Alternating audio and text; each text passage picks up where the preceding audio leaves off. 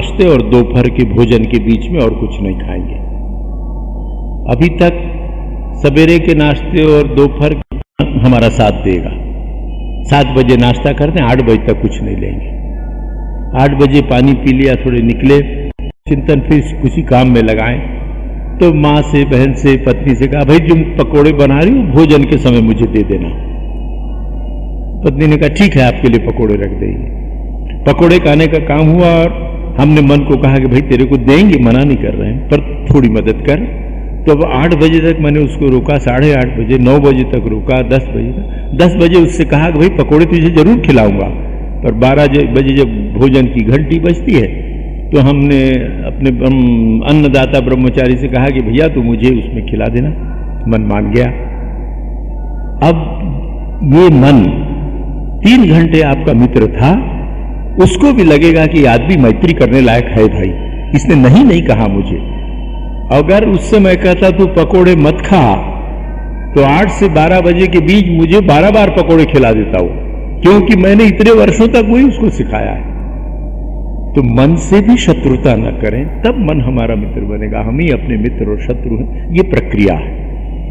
इस प्रक्रिया में जब हम जाएंगे, मन जब हमारा मित्र होने लगेगा, तो आप देखेंगे धीरे धीरे धीरे कितना आनंद जीवन में होने लगेगा, कितनी सुविधाएं जीवन में उपलब्ध हो जाएंगी। और वो सुविधाएं व्यवहारिक जीवन में, दैनंदिन जीवन में उपलब्ध हो जाएंगी। जरूरी काम से भिलाई जाना है, अभी ड्राइवर नहीं आया, हम ड्राइविंग करते नहीं हैं, क्या किया जाए, जाना जरूरी है। मन को सिखा के अगर रखा है फिर कि अरे चलना भैया बस में जाके देखें जरा क्या है, तो बस में भी उसी आनंद से हो जाएगा जिस आनंद से अपनी कार में आप जाते थे कि अरे ये भी तो मजा ही, यहां भी इतने लोग बैठे हैं, चलो जाओ। पर ये खींच एक दिन में नहीं जाएगी, इसके लिए समय लगेगा।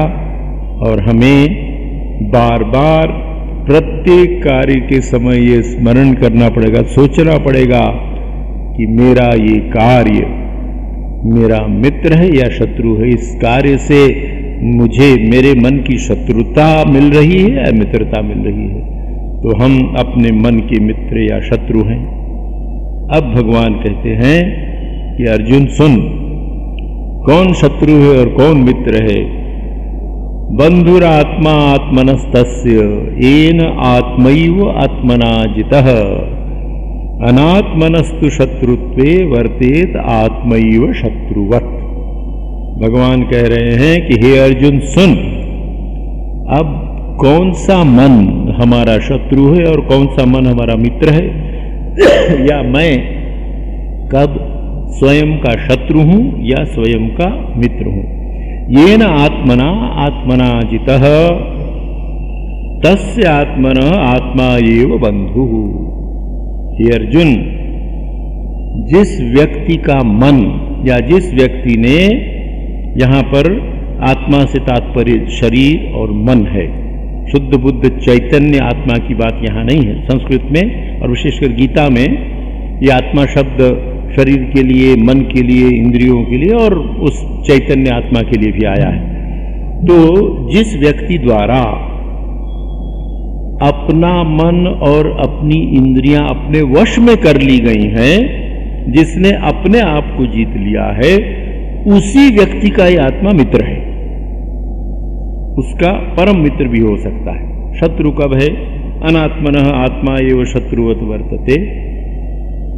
तो अब थोड़ी सी मैत्री की बात फिर यहां सोचें। कहते हैं कि जिस व्यक्ति ने मन और इंद्रियों सहित शरीर को जीत लिया है। हमारा मन या मैं अपने आप का शत्रु आज तक क्यों था? मैं अपना शत्रु इसलिए था कि आज तक कभी मैंने ये प्रयत्न नहीं किया, सोचा तक नहीं कि भाई मैं इस इतने सुंदर साम्राज्य का, इस भवन का मालिक हूं। ये देह, जिस देह के द्वारा परमात्मा का साक्षात्कार किया जा सकता है, इस पूरे विश्व ब्रह्मांड में, 14 भुवन में, त्रिलोक में और कोई योनि नहीं है और कोई देह नहीं है जिस देह में रहकर व्यक्ति या जीव परमात्मा का साक्षात्कार कर सके। संपूर्ण सृष्टि में, संपूर्ण ब्रह्मांड में मनुष्य सर्वश्रेष्ठ प्राणी है। मनुष्य में जो योग्यता है, मनुष्य की जो संभावना है, वो परमात्मा होने की संभावना है, जो किसी योनि में संभव नहीं है। इतना सुंदर सुअवसर, ऐसा दिव्य राजप्रासाद भगवान ने हमको दिया। हम इसके मालिक हैं ये सोचते ही नहीं है, कभी हमने वश में नहीं किया। हम अपने नौकरों के अधीन, हम अपने सेवकों के अधीन। आप यहाँ के राजा हैं, बहुत बड़ा राजप्रसाद, मैसूर के राजा का राजमहल मान लीजिए आपको मिल गया, सब नौकर चाकर सब मिल गए हैं और सब प्रकार की सुविधाएं आप देख रहे हैं। आपने नौकर से कहा था कि भाई सुबह मुझको 7 बजे चाय पिलाना। आपका नौकर कहाँ चला गया आपने देखा नहीं, ध्यान नहीं दिया। उसने 5 बजे चाय ला के रख दी तो ध्यान नहीं दिया, 7:30 बजे चाय ला के रखी तो ध्यान नहीं दिया।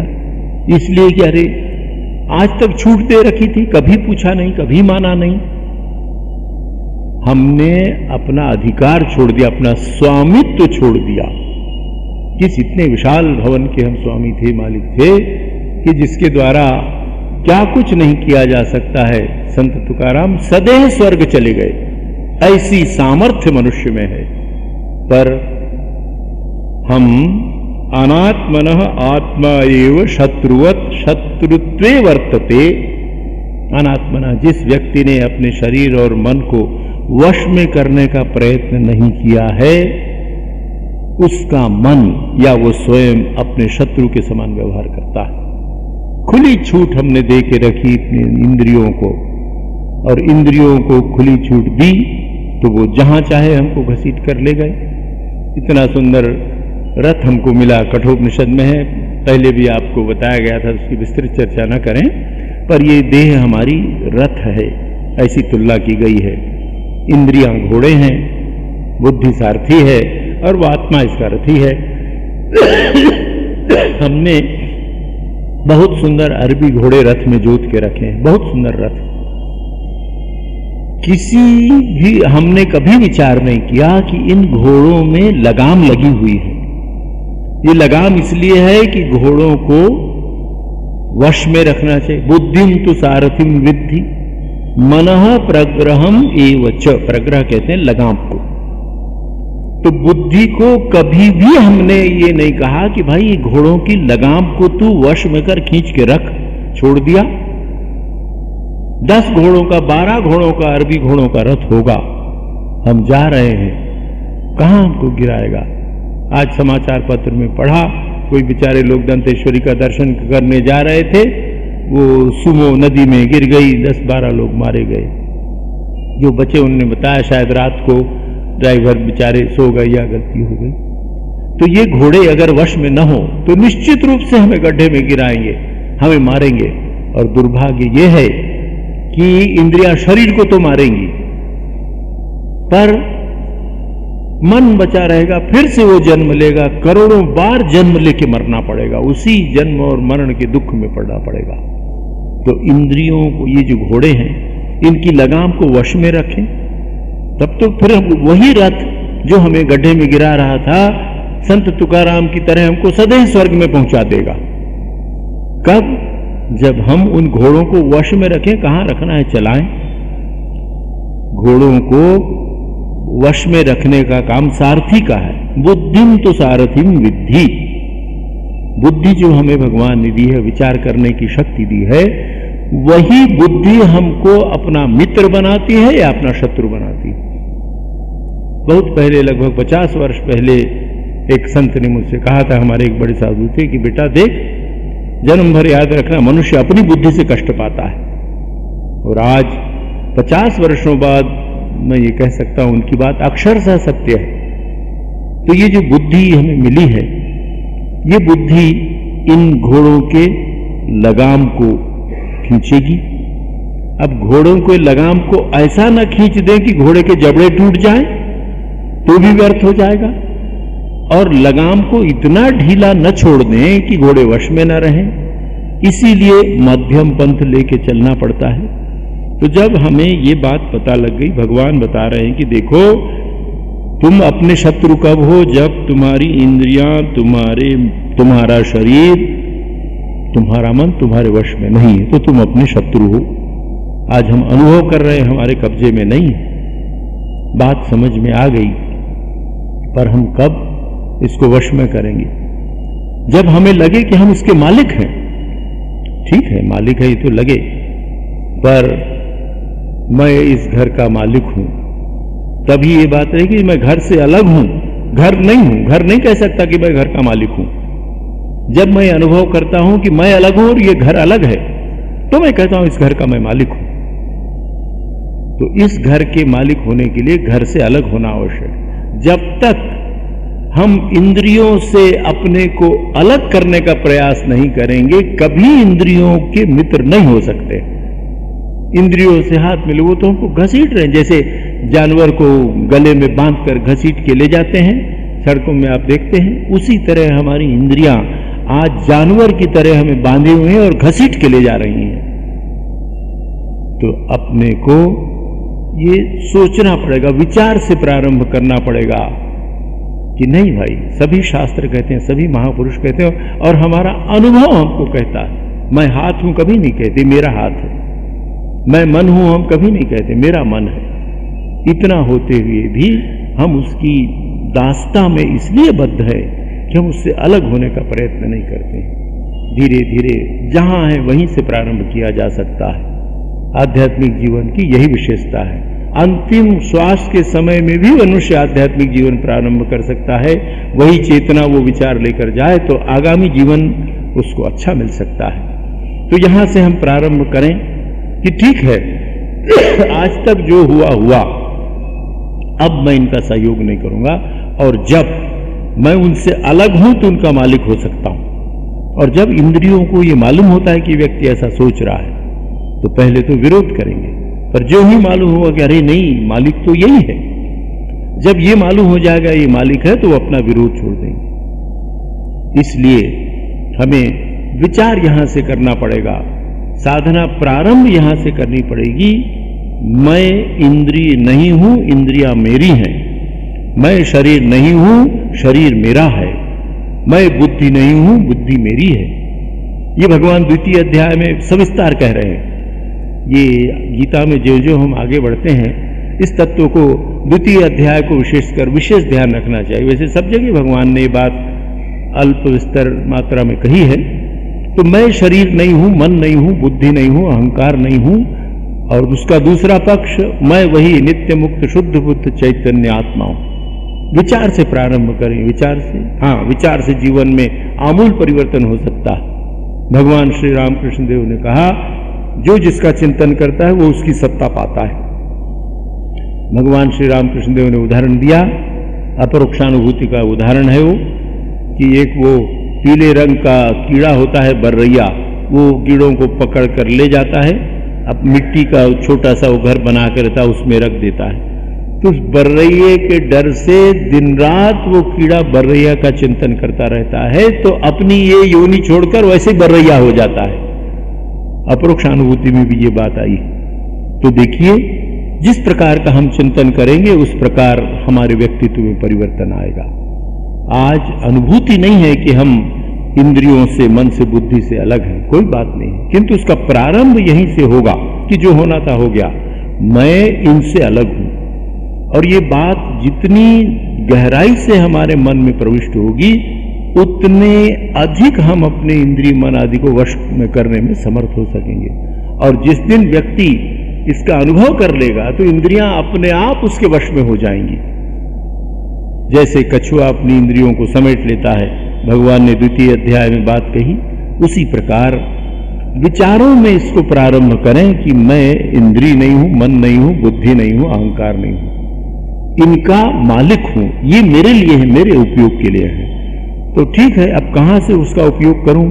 तो जैसा आपसे निवेदन किया गया कि लगाम धीरे धीरे खींची जाए, छोटे छोटे से अभ्यास से जीवन में इंद्रियों को और मन को वश में करने का प्रयत्न करना पड़ेगा। मन को समझाना पड़ेगा कि देख, एक बार अगर तू मैत्री कर ले, मेरे साथ हो जाए, तो ये दिन रात की तरह सुख दुख के चक्कर में वर्षों से पड़कर तू जो भोग रहा है, थोड़ी देर के लिए तू इससे अलग होकर देख। जो कुछ क्षण के लिए अगर सुख और दुख से अलग होकर तू देख सका, तो उस क्षण में भी जो आनंद की अनुभूति होगी, हम कभी भी सुखों को दुख से अलग कर नहीं सकते हैं। स्वामी विवेकानंद जी ने कहा, सुख सदैव कांटों का मुकुट पहनकर आता है, जो दुख रूपी मुकुट है। यदि हम सुख को गले लगाएंगे तो कांटे चुभेंगे। संसार के तोड़ जोड़ से हम कभी नहीं कर सकते। कल एक बहुत सदगृहस्थ बेचारे आए थे, बहुत सत्संगी हैं, वयस्क हो गए हैं, मुझसे भी बड़े हैं। उनका दोष नहीं है, मेरा भी दोष नहीं है। हम सब इस महामाया की माया में फंसे हैं। तो संसार के तोड़ जोड़ से हमको सुविधा हो जाएगी। कन्या मेरे मन के अनुकूल विवाह कर ले, जिस बच्चे से मैं कहता हूं तो सुखी हो जाऊंगा। लड़का ऐसा कर ले तो सुखी हो जाऊंगा।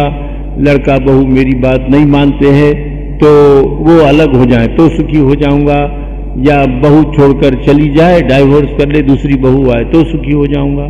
तो जब तक संसार की ही वस्तुओं से तोड़ जोड़ के द्वारा सुख पाने की आशा रहेगी, तब तक हम जीवन में दुख ही पाएंगे। उसका परिणाम निश्चित दुख होता है। इसकी प्रकृति ऐसी है। ये मेरी बात नहीं है, भगवान कह रहे हैं, अनित्यम असुखम लोकम।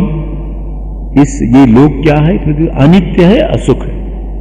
इसलिए क्या करना चाहिए? भजस्व माम। दूसरी बात, तो संसार की प्रकृति को जब हमने समझ लिया, संसार की प्रकृति को क्या समझा कि भाई ये सुख और दुख है, तो दिन और रात के समान सुख और दुख आते रहेंगे। इस सुख और दुख से बचने का एक ही उपाय है कि उससे अलग होकर, दृष्टा होकर उसको देखा जाए। क्या सुख भी आया तो दुख भी आया तो। द्वितीय अध्याय में समत्वम योग उच्यते, समता की बात भगवान ने कही है। ये सारा क्रम गीता के सूत्रों को देखने से पकड़ में आती ही बात। तो समत्व बुद्धि यदि रहे, बुद्धि मन को वश में करती है। बुद्धि में सुख का और दुख का प्रभाव कम से कम हो। जिस दिन न हो उस दिन तो हम मान लें। और जितनी मात्रा में सुख और दुख का प्रभाव हमारी बुद्धि पर कम होगा, हमारे मन पर कम होगा, उतनी ही मात्रा में स्वयं स्फूर्त आनंद सुख और दुख के लिए निमित्त लगता है। मुझको रबड़ी बहुत पसंद है, तो रबड़ी एक वस्तु चाहिए, रबड़ी खाऊंगा तो सुख मिलेगा। अब उबली हुई चीजें पसंद नहीं है, उबली हुई चीजें जबरदस्ती मिले, उपाय नहीं है, विकल्प कोई खाना पड़ेगा तो दुख होगा। तो सुख और दुख निमित्त से ही होते हैं, बिना निमित्त के हो नहीं सकते। आनंद को निमित्त की आवश्यकता नहीं है, आनंद निर्निमित्त होता है, कोई निमित्त की आवश्यकता। ज्यों ही सुख और दुख के साक्षी होकर हम अंदर खड़े हुए, सुख और दुख से विलग हो गए, आनंद स्वयं स्फूर्त है। आनंद हमारा स्वरूप है, सच्चित आनंद ही हमारा स्वरूप है और अनंत आनंद है। ये आनंद सुख और दुख के ढक्कनों से ढका हुआ है, इसीलिए हमको विष का ही अनुभव होता है। अमृत का घट जो हमारे अंतःकरण में है, उस ओर दृष्टि नहीं जाती है। तो भगवान क्या कहते हैं कि देखो, तुम अपनी इंद्रियों और मन के वश में यदि हो तो अपने शत्रु हो तुम, और यदि इंद्रियां, मन और शरीर तुम्हारे वश में है तो तुम अपने मित्र हो। और ऐसे मित्र हो जो तुमको परमानंद की प्राप्ति करा देगा।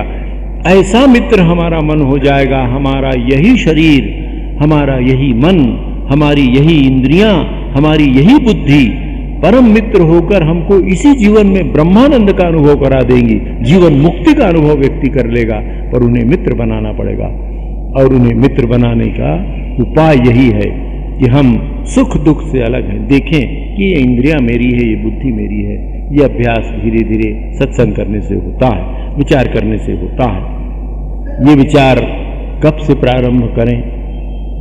गीता हमेशा कहती इहैव तैहि जितः सर्गो येषां साम्ये स्थितं मनः। महान आश्वासन है गीता का। हियर एंड नाउ, आज अभी इसी क्षण से इस प्रकार का विश्वास लेकर हमें चलना चाहिए। तब हम अपने आप के मित्र बने, अपने आप के बंधु बने, मन को समझाएं और जो सुमित्र है, निकट का मित्र है, जो हमसे प्रेम करता है, सचमुच निस्वार्थ प्रेम करता है, वो कितना सुख देता है। अपने आप से और कोई अधिक हमसे प्रेम कर सकता है? जितना प्रेम मैं अपने आप से करता हूं, जितना प्रेम आप अपने आप से करते हैं, उतना प्रेम हमसे और कोई कर सकता है? कोई नहीं कर सकता है। तो अपने मित्र जगह जिस दिन हम हो जाएंगे, सबसे अधिक अपने को प्रेम करने वाला कोई है तो मैं अपने ही हूं। अपने से घृणा नहीं करनी चाहिए। जिस दिन व्यक्ति ने अपने से घृणा करना प्रारंभ किया, नरक का द्वार उसके लिए खुल जाता है। स्वामी जी की बात है, स्वामी विवेकानंद जी कहते हैं, और जीवन का अनुभव है। जो व्यक्ति अपने से घृणा करता है वो संसार में किसी से प्रेम नहीं करता, हमेशा सब प्रकार के दुखों से पीड़ित रहता है। वो परमात्मा प्रेम का विषय है, घृणा का विषय नहीं है। जो परमात्मा हमारे अंतःकरण में विराजमान है, हमारे भीतर विराजमान है, जब हम अपने आप से घृणा करते हैं तो उस परमात्मा से घृणा करने लगते हैं। अपना अपमान करते हैं तो उसका अपमान करने लगते हैं। इसलिए अपने प्रति सम्मान रखना चाहिए, अपने प्रति श्रद्धा रखनी चाहिए, अपने प्रति सारी हीन भावनाओं, क्योंकि मैं वही दिव्य हूं, मैं सर्व कल्याणकारी हूं, सबका मंगल करने की मुझ में सामर्थ्य है, मुझ में कोई दोष नहीं है। तो आत्मसम्मान, आत्मसम्मान जिस अर्थ में हम समझते हैं वो नहीं कि अच्छा मैं गया शशि वर्मन के घर, उसने पूछा भी नहीं कि महाराज आइए, ये आत्मसम्मान नहीं है, ये अभिमान है, और ये अभिमान मुझे गड्ढे में डिला देगा। पर ये चेतना जागे कि मेरे भीतर जो आनंद का सागर चैतन्य, उस लड़के में भी वही है, तो कितना प्रेम उमड़ेगा। अच्छा तुम कैसे हो, बहुत दिन से दिखे नहीं, क्या ये क्यों आएगा?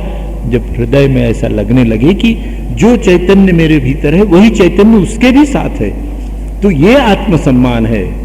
पर अहंकार, मुझे पूछा नहीं, मैं आया तो प्रणाम नहीं किया, मुझे बिठाया नहीं, ये तो शत्रुता का व्यवहार है। इसलिए इस अहंकार के प्रति सावधान होना पड़ेगा। अहंकार हमारा सबसे बड़ा शत्रु है, वो कभी हमको इससे अलग नहीं होने देगा। अहंकार सहन नहीं कर सकेगा कि मैं कहूं कि इंद्रिया मेरी नहीं है। अरे जन्म भर मैं सोचा हूं मेरी देह, मेरी इंद्रिया, मेरा मेरी, कहता मेरा नहीं है। उस अहंकार को भी शुद्ध करना पड़ेगा, समझाना पड़ेगा कि भाई तू इसको छोड़, ये पीतल के खिलौने हैं, मैं तुझे सोने का खिलौना देना चाहता हूं, दूंगा। इस प्रकार अपने मन से अपनी बातचीत करके, मित्रता से, किसी भी प्रकार शत्रु भाव नहीं, घृणा का भाव नहीं, ऐसा जब हम करेंगे तो हमारे मन में ये वृत्ति जागेगी। क्या वृत्ति जागेगी? कि मुझसे बड़ा और दुनिया में मेरा कोई मित्र नहीं है, शत्रु नहीं है। ये बात तो देखे अनुभव से कर रहे हैं, वो सोचने की आवश्यकता नहीं है। ये बात सोचें कि दुनिया में सबसे बड़ा मित्र अगर कोई मेरा है तो भाई मैं ही हूं। तो मुझसे ही मानूं, मुझसे ही मदद मांगूं, मैं ही अपने आप से पूछूं और बताऊं। इस प्रकार का भाव जब मन में आएगा तो हमने साधना प्रारंभ कर दी, सही दिशा में साधना प्रारंभ कर दी। अब एक ऐसा मित्र हमें मिल गया है जो 24 घंटे दिन रात हमारे साथ है, सुख में, दुख में, स्वर्ग में, नरक में, सब जगह हमारे साथ है। अपने से बड़ा और मित्र कौन हो सकता है? इस मित्र का आवाहन करना पड़ेगा, इस मित्र को गले लगाना पड़ेगा कि भाई ठीक है, तू मेरा मित्र है, तुझ में कुछ गंदगी आ गई है, तू मित्र है, मैं उसको साफ करूंगा, वो भी मुझे साफ करेगा। तो मैं अपना सबसे बड़ा मित्र हूं, ऐसा भाव जब मन में दृढ़ हो जाएगा तो बहुत बड़ा संबल जीवन में प्राप्त हो जाएगा, और उसी दिन से हम आगे बढ़ने लगेंगे। इसके बाद 7वें श्लोक, ये गीता का 6वें अध्याय का 6वां श्लोक था। 7वें श्लोक में भगवान कहते हैं, जितात्मनः प्रशांतस्य परमात्मा समाहितः शीतोष्ण सुख दुखेषु तथा मानापमानयोः। भगवान विभिन्न प्रकार की शर्तें बता रहे हैं हमें कि देखो अपने मित्र होने की क्या शर्तें हैं, और इनका पालन न करने के कारण तुम अपने शत्रु हो गए हो, इसलिए सावधान रहो, इन शत्रुओं से बचो। तो भगवान कहते हैं, जो शीतोष्ण सुख दुखेषु तथा मानापमानयोः प्रशांतः, जो व्यक्ति सुख में, दुख में, मान में, अपमान में शांत चित्त है। जितात्मनः, जिसने अपने शरीर मन आदि को जीत लिया है। परमात्मा समाहितः, उसके हृदय में पूर्ण रूप से परमात्मा उद्भासित है। समाहिता है तो हाँ, यहाँ समाहित उद्भासित हो जाता है, प्रकट हो जाता है। कैसे होता है इसकी चर्चा आगामी रविवार को होगी। आगामी रविवार 16 तारीख को आश्रम में 1 दिवसीय आध्यात्मिक शिविर का आयोजन किया गया है। 8:30 बजे आप आएँ, 9 बजे से लेकर शाम 5 या 4:30 तक चलेगा और उसके बाद उस दिन भी प्रवचन होगा। आपकी सेवा में उस दिन मैं दिन भर रहूँगा, दूसरी चर्चाएं होंगी, पर ये प्रवचन का क्रम चलेगा। तो जो शिविर में आप लोग भाग लेना चाहें, अभी नीचे हैं क्या रे लोग होंगे कोई, नीचे शायद आपको उसका फॉर्म मिल जाएगा, न भी मिले तो कल परसों कभी भी या उस दिन भी आप आएँ तो हो सकता है। स्नान आदि करके आ जाएं। उस दिन दोपहर में यहीं आप प्रसाद लेंगे, यहीं विश्राम करेंगे, यहीं थोड़ी आपको चाय पिलाई जाएगी, फिर थोड़ी चर्चा होगी और उसके बाद शाम को इसी प्रकार 5 से 6 तक प्रवचन होगा। प्रवचन के बाद आप जा सकेंगे। आप प्रवचन के पहले भी जा सकते हैं, ऐसा नहीं है कि आप प्रवचन सुनने के लिए रुके। जितनी देर आपको अच्छा लगे आप रह सकते हैं। उस शिविर में आप सब सादर आमंत्रित हैं। आइए थोड़ा शांति पाठ कर लें। ओम शांति शांति शांति। हरि ओम तत्सत्। श्री राम कृष्णार्पणमस्तु।